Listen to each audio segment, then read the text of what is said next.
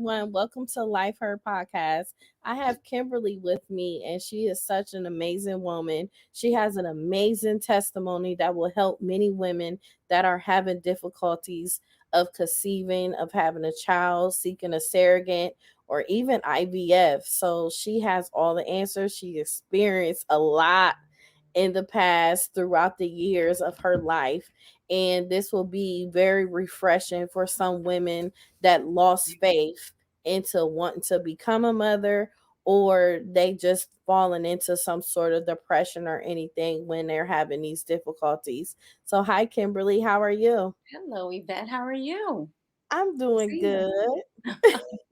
Good to Well, see you. good to see you too. Thank you so much for being on my podcast tonight, sharing your amazing testimony. Thank you.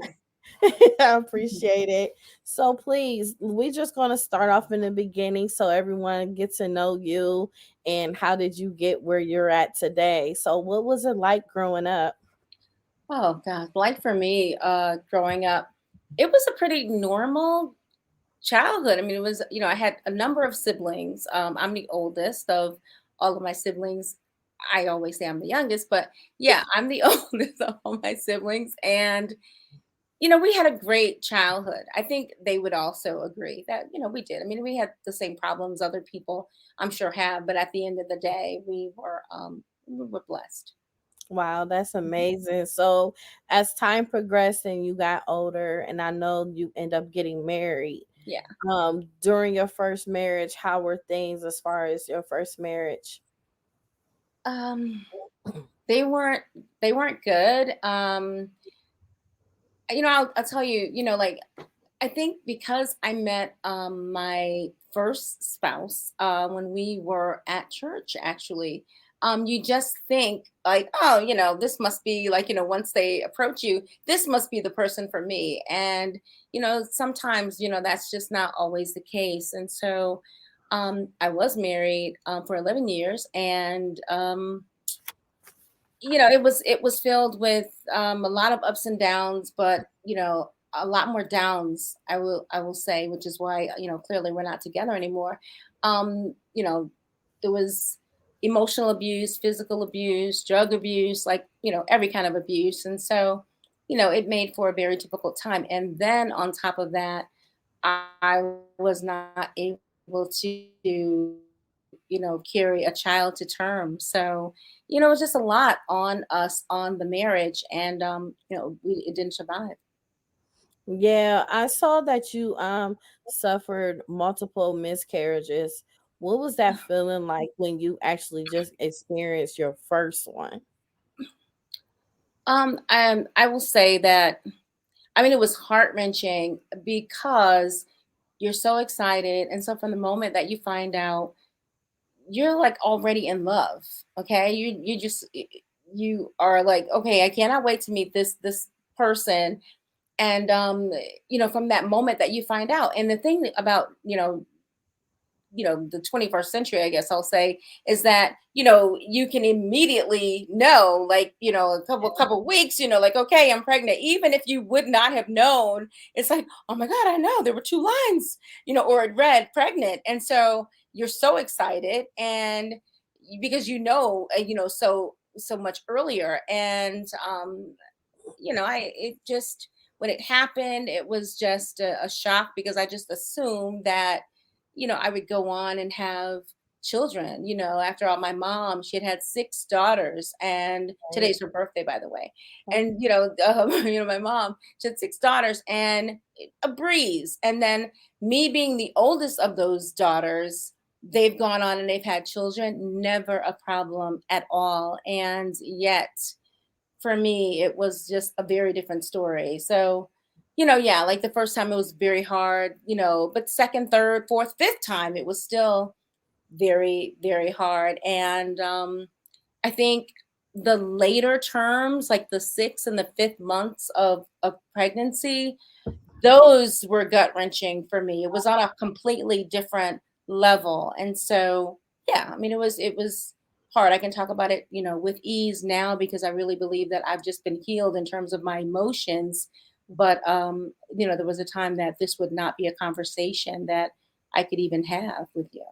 Wow. So during that time frame, when did you actually was like, okay, I need to figure out what's wrong. Why do I keep having these miscarriages?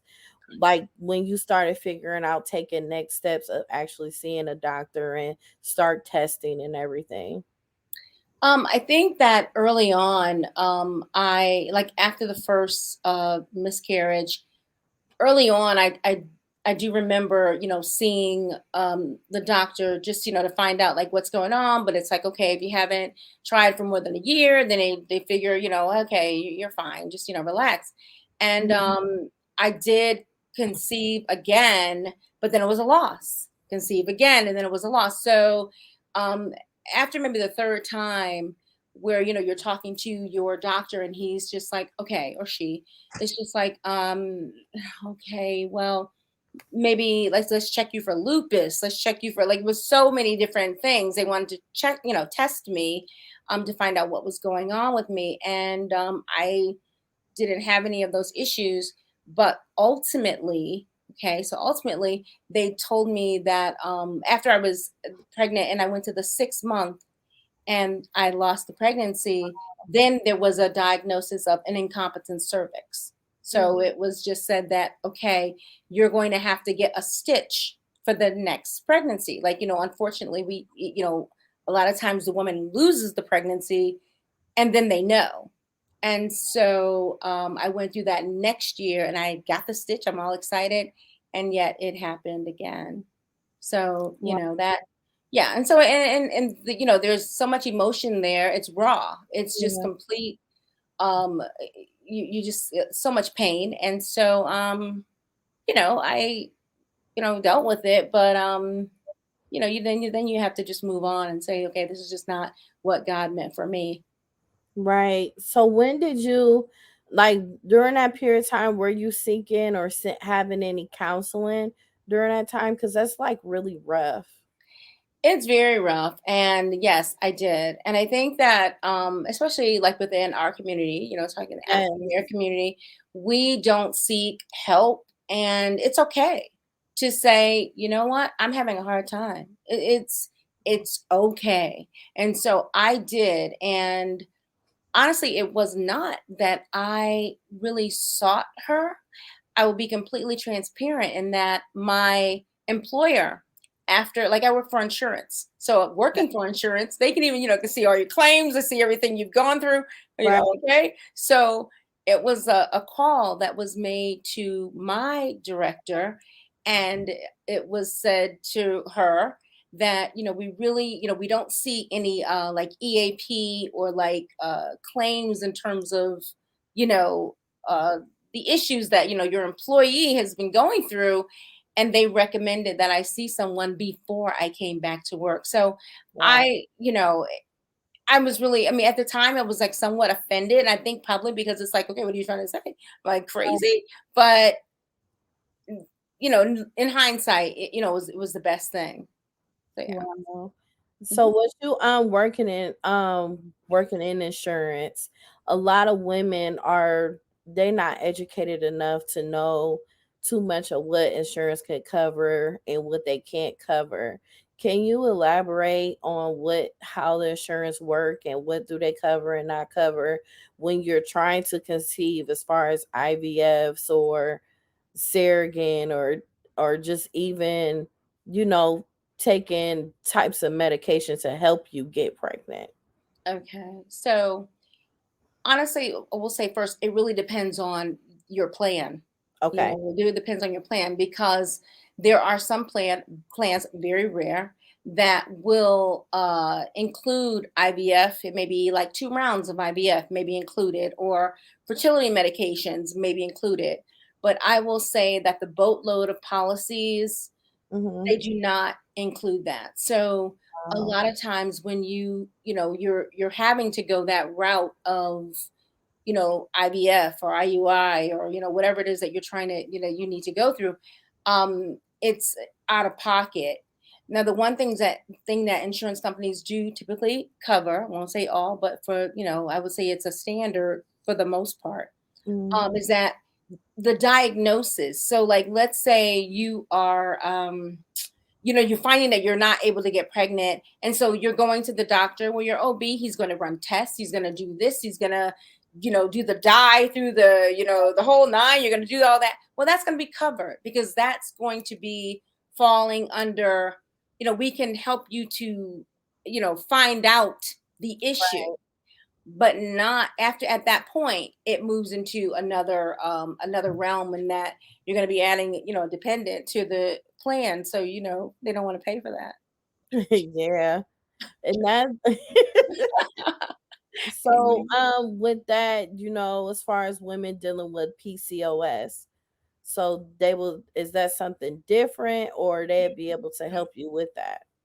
They absolutely can help you with anything having to do with fertility. You're going to find that going to your OB is going to help you, and but once you have exhausted everything with your OB, then you would have to go to an RE, which is a reproductive endocrinologist. So that would be your next and best and final step, to go to someone who, that is pretty much all they do. I mean, with your OB, you're going to have other issues from, ovarian to, whatever.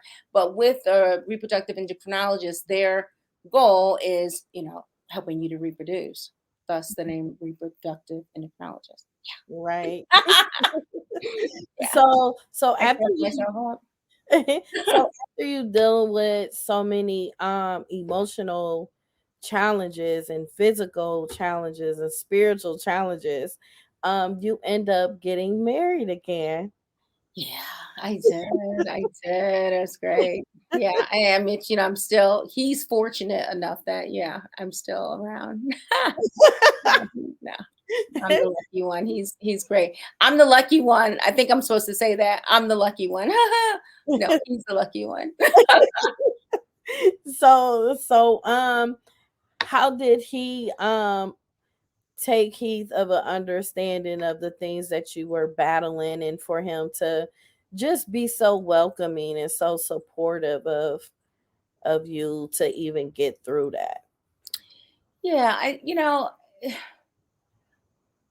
the thing about, my husband Dave, we met, like he was, my physician, and the bad part is about it is that I don't want to say bad part. I was on antidepressants. I was, I had gone through a divorce. Okay. So going through a divorce is like a death.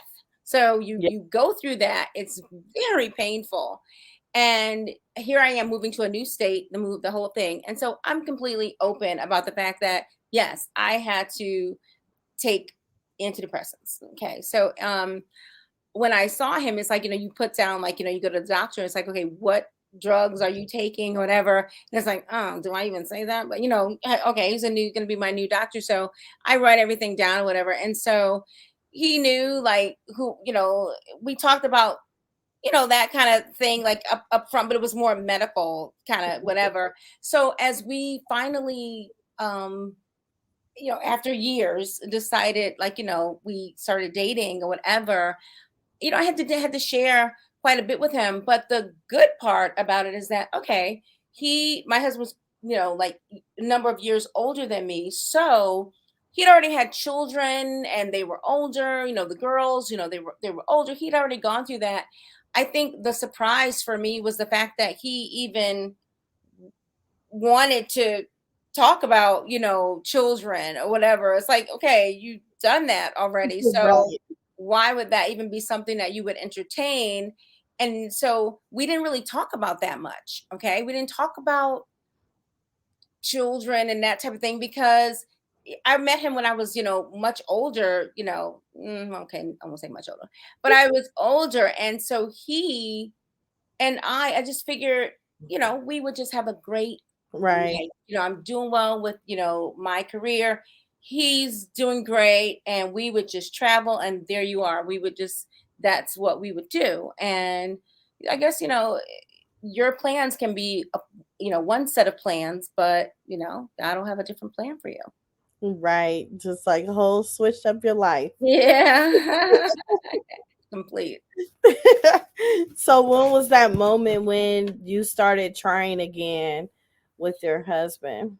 I will say that never, okay, what I ended up doing, I told him what my past was, and that couldn't be something that I wanted to endure again, because having the losses at such a late stage in my pregnancy, that was kind of like the icing on the cake. I cannot do this anymore.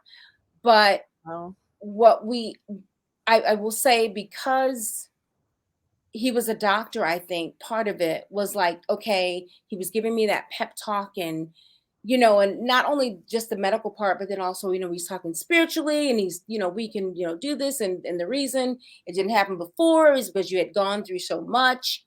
And I kind of got on board with it. And so we went through the whole process of, like, the egg retrieval, the whole IVF piece of it. And it's just so it was so difficult for me, I guess, as opposed to like a much younger person, because let's say they were like, oh, that we took 17 eggs or 35 eggs. It was like right, 5 would be viable because I was right. older. So it's like, it's not like, these eggs were just like, okay, please. So here it is. I'm going through all of that, and so I finally we get the viable eggs, and I did do the IVF one time, and honestly, Yvette, I was very happy that it didn't work, because What? again, it was never the getting pregnant, it was down the road. So even if I had heard that great news, now the fear steps in. Like, it comes in and it says, okay, here we go again, all right, you're gonna be, and so I was very happy about it. And once I really just kind of put my foot down and said, you know what, I can't go through this again ever feeling that way. At that point, I think we just decided, you know what, let's just live our lives. We're 100 years old. Let's just live our lives. There you go. So you end up searching for a surrogate. Yeah. Like, Yeah. Like it was okay. Anybody who is looking to use a surrogate, and I will say this one thing, shout out to my baby sister. When I was going through like the hardest part of my life, I mean, it was just absolutely horrible. And the losses, they were just, here we go again.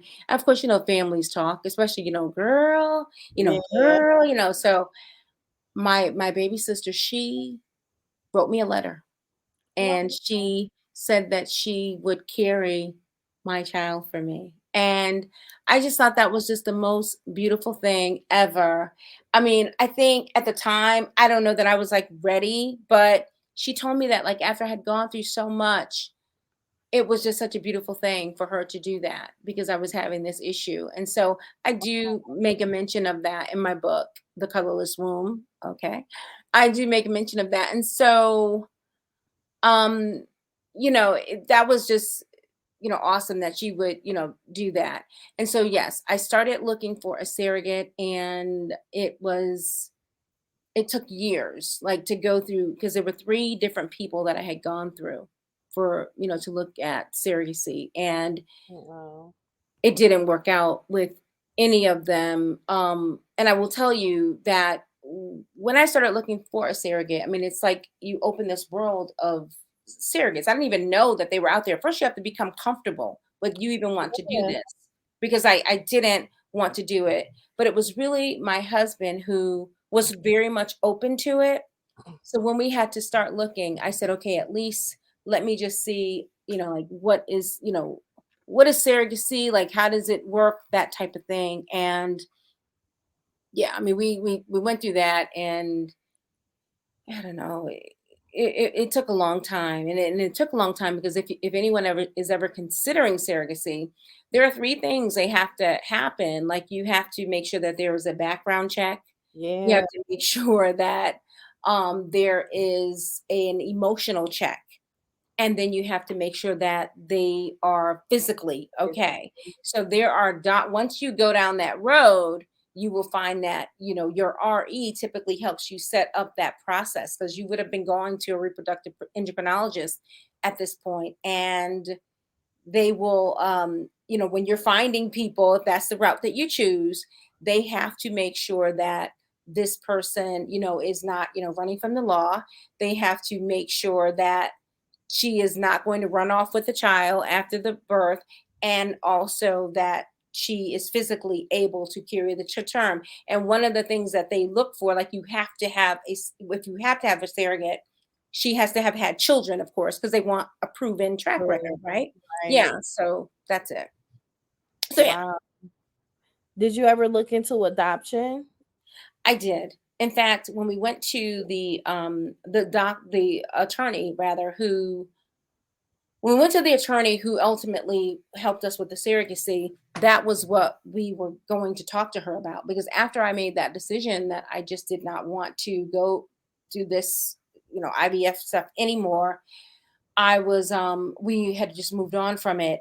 And we decided we were going to just look for, go through adoption. And that was going to be it. And that was just where it was going to be. And when we did talk to her again, because it was the second time that we spoke to her about adoption. The first time we talked to her about adoption, she turned us on to surrogacy when she found out that we had embryos. The second time we talked to her about adoption, she had this other person that we had to have this person, like, you give it one more try. Right. And and so I did not want to, of course, after going through this, and this is like 4 or 5 years later, I finally said, okay, I will, yeah, I'll meet her. Sheesh, I'll do it. I'll meet her. And because, Dave was on board. And yeah, and she ended up being the right fit for us. And let me caveat this by saying I was only looking for, like, someone that I could kind of see myself through. So she Right. would be a Black woman.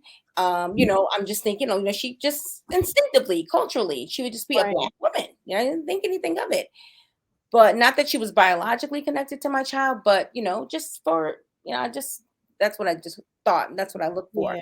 But the person who ended up carrying my son, she was white and her name was Heidi, and she's amazing, and she has given me, like, the biggest gift that I could ever have, gotten from anyone. It's just my son. And so yeah, so it's like the reason that I decided that I was going to write this book, right, was not only because I wanted to talk about my surrogacy, but I also wanted to just hone in on the fact that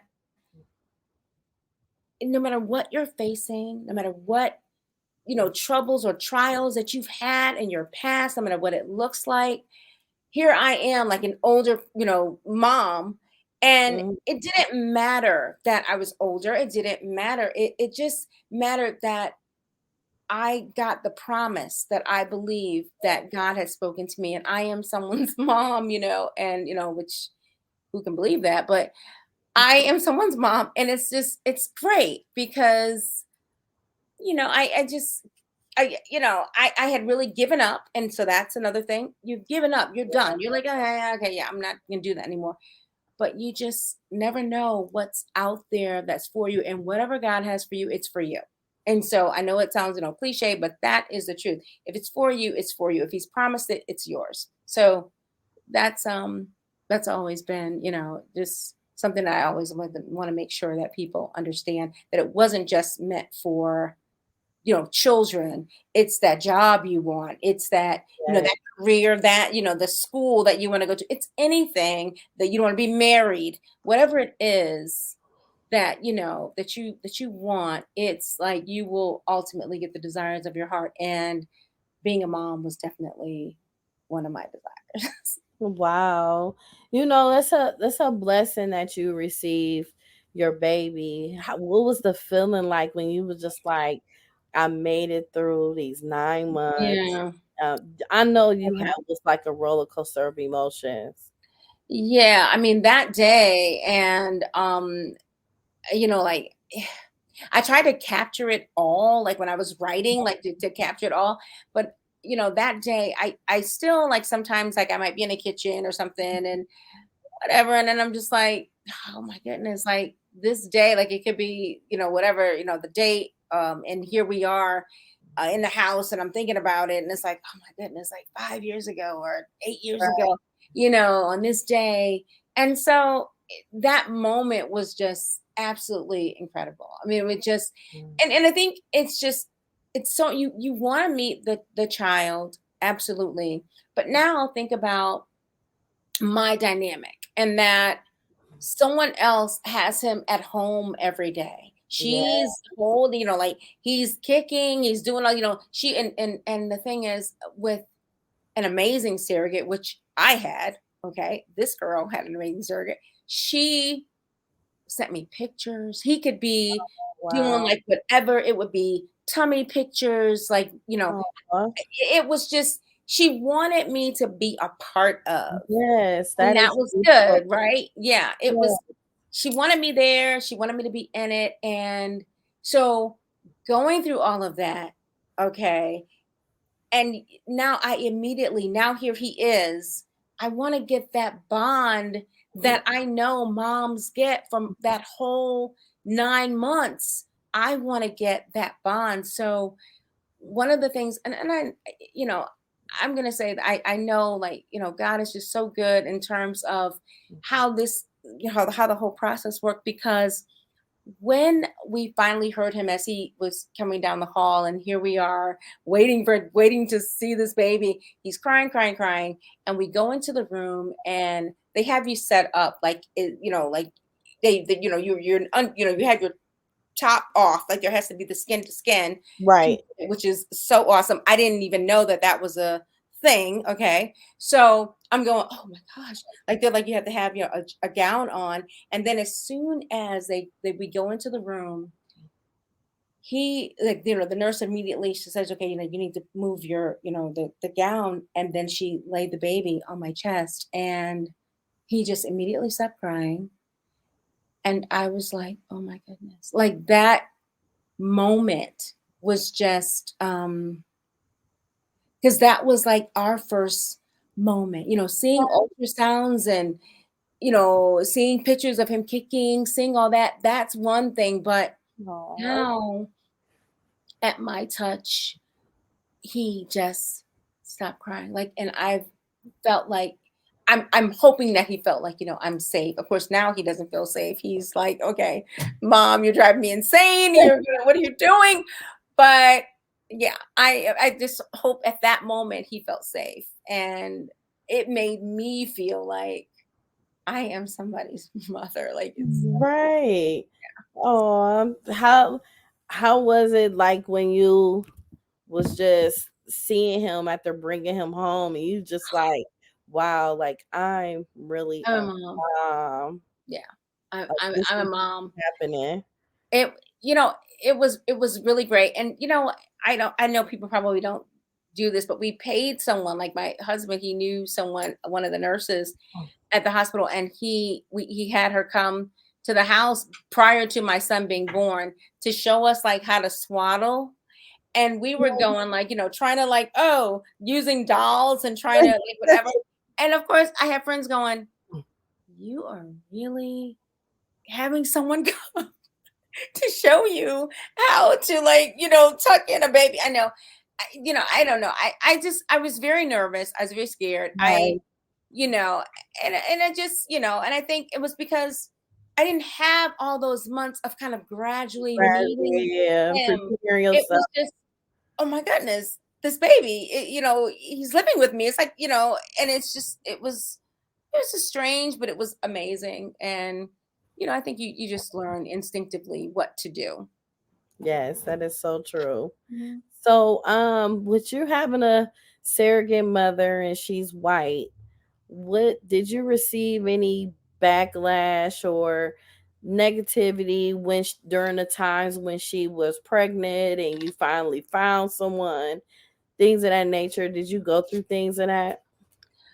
I did. I mean, what I will say, number one, with my family was so happy. And I will tell you, That's sweet. they were so happy, because if you think about the fact that their sister, their daughter, their niece, had gone through all of these losses, she's in tears, everyone else has children, and here she is, the oldest. They knew me internally and everything that I had gone through. So it's like they wouldn't have cared if, a mailbox carried my son. They would have been like, oh my God, this is amazing. So they were just very happy. And, I was very happy. But I did get, I will say, just a couple of people, like, acquaintances and, just random people who knew the situation, and it wasn't really something that was their cup of tea.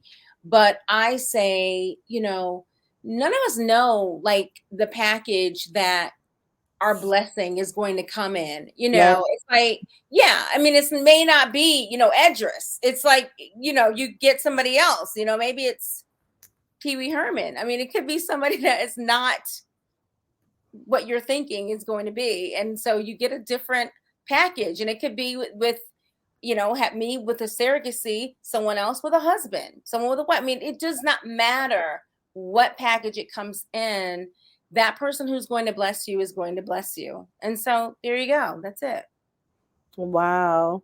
So when did you actually was like, I really want to share my personal journey and I want to help others, because I know you have a women's group now. Yeah. Well, I think that when I will tell you, when the country is like so divided, I mean, we know that it's just completely divided. And I think when it first became so obvious, and it was just, that there was just such a deep division, I thought that my story was unique and that I could talk about being patient, talk Mhm. about knowing loss and trusting in what, whatever blessing is for you is going to be for you. But then also there was the racial component, Wow. right? And Yeah. so that component just made me just say, okay, because of the climate in the country, I thought it would just be well received and it would be a feel good, like a feel good, like, and then I think, top of this, look at this. We're going through COVID. Of course, that's when my book comes out. Like, why does it have to be during COVID? So Right. we're going through COVID. Everybody's just like, oh my goodness, whatever. And it was just during a time people were just like, okay, I'm coming out of this and I'm trying to just look for something that is just positive and good, because there's just so much negativity. And so I thought it would be a great book, and it's been like really well received, and I really appreciate anyone who's purchased my book. It's been great.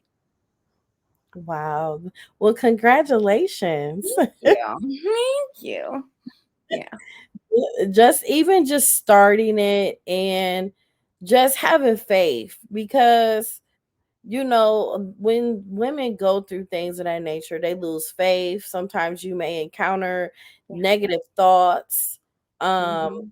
You're so emotional, just crying on a daily basis, crying Right. yourself to sleep, waking up, just Mhm. different things of that nature. And then it's like, you just like, all right, I give up. I'm not doing this no more.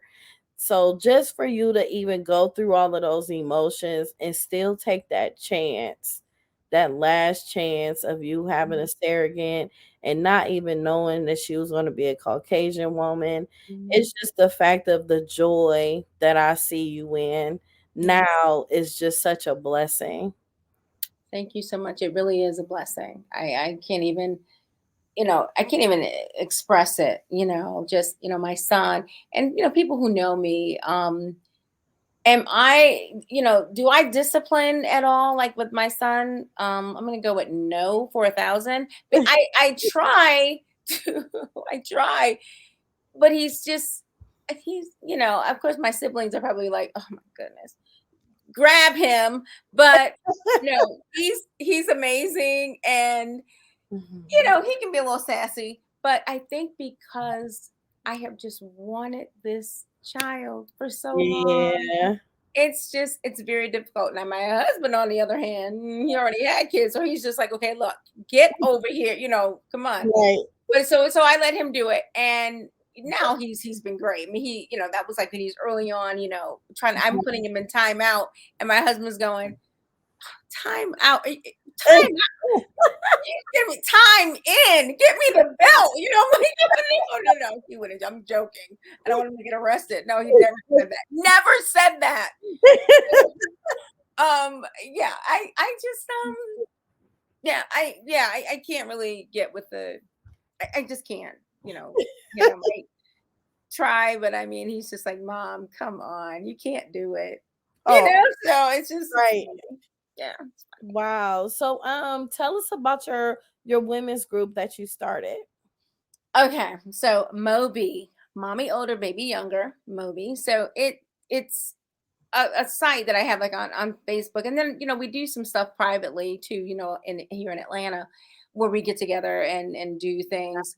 It's for women who are like 35 or older who became moms. And it could be like you became a stepmom, you had surrogacy, you adopted, whatever it is, you became a mom. And it's for those of us who are a little more mature, and we have younger children, so that's it. Mommy older, baby younger. So it's just more support because we have other issues. Like it could be like, I really want to run outside with my son and do like all of these things, but it's like, okay, my legs hurt. Like, I don't know, I'm trying to, you're older. Even though I will say for me, I do try to take care of myself. So I don't have those. I'm just kind of kidding. But yeah, I mean, it's just hormonal issues, anything like, okay, like, those types of things. But, you're an older mom. So it's a different set of challenges. And we address those things privately. We have talks and, so it's just things that pertain to us and like, where we are and what's going on with us. And so it's good. It's good conversation and, good support for each other. Wow. So what would you tell a woman who is having difficulties conceiving and being able to get pregnant and just trying to find a way? Well, I mean, the first step, of course, your OB, and then ultimately, if that's something where it has something that beyond what they can help you with, that would be to see a reproductive endocrinologist. But I would say to these women, like, definitely take the necessary steps to Yeah. find out and pinpoint exactly what the issue is. It could be fibroids, it could be, whatever it could be. Right. You want to find out exactly what it is, and then it's okay to kind of get help for that particular thing. I know that you don't want to just say to people like, you just have to really believe that you're gonna whatever, and I get that, and that's absolutely true. But faith without works, so you still have to do things and move in that direction where you're trying to help yourself. And so yeah, I would say pinpoint the reason. Now sometimes they actually have an unexplained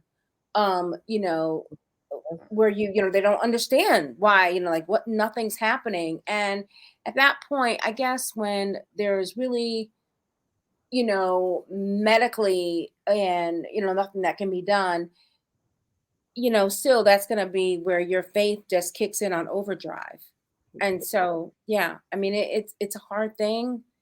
But yeah, I mean it's just a lot of things that are hard and we get through them. Yes, we do. Mm-hmm. And I really would consider counseling a lot for women because it is extremely difficult. And sometimes we don't seek counseling, but you won't know until you try it. Absolutely. I mean, I absolutely, that is crucial, having the counseling part of it. And again, like we said earlier when we first started, that a lot of us don't tend to seek counseling, but it would be something that you should, consider. And then support groups. Yeah. You have people who they've either gone through it. This is a quasi support group where Right. you have people that have gone through something and they're sharing, and they're showing you life on the other side of whatever your issue is. And those things, they give you hope. They help you to walk away feeling, much better about yourself, Yeah. knowing, right, that somebody else has gone through this and you're not alone. That's a big piece of it. That's a very big piece of it. Getting counseling, having support groups, and that's Mhm. that's what that's what they need to do. Yes, it is. So, with you having Doc, have you Mhm. wanted a second one? Let me I am like 305 years old. No, I am not even thinking about kids. No, I mean, I have bonus children. I have Doc. So that is enough of that. No, The I, doctor will I wear have, you out, huh? yeah, no, I mean, look, please, no, I would not even consider something like that. Not even consider, not even if I won the Powerball, I would not consider it, You, but. it's like y'all done said a cuss word to you.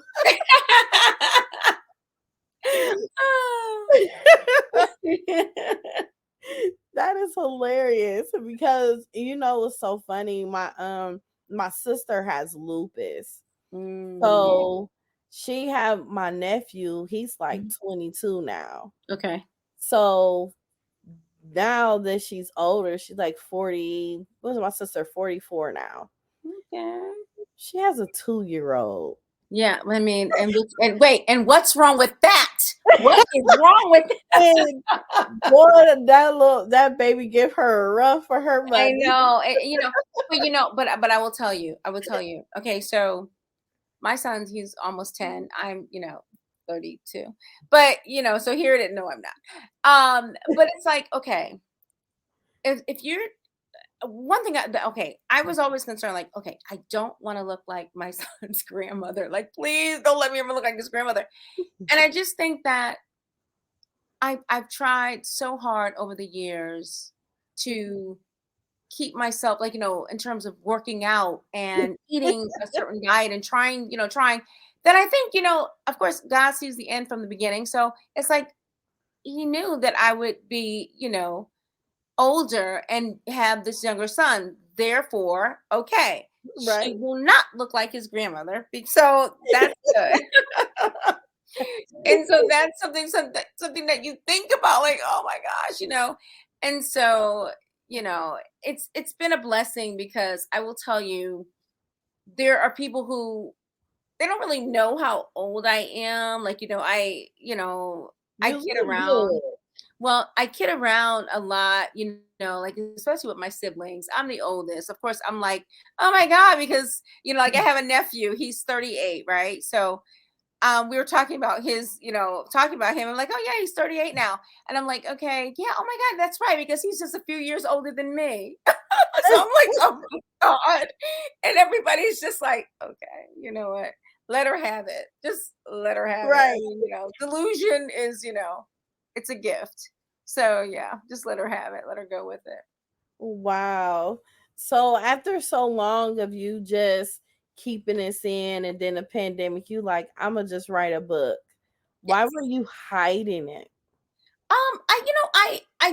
I've actually, like, really have gone on, like, a lot of, like, different interviews, and I've done things. I will say though, being live with someone, that was something that I just, like, now I am not comfortable with doing that, because I just don't know what I'm going to say. And so it's just like, so I was just really out there. And I will tell you, like, a number of people who've contacted me, and we've had conversations, and it's been great.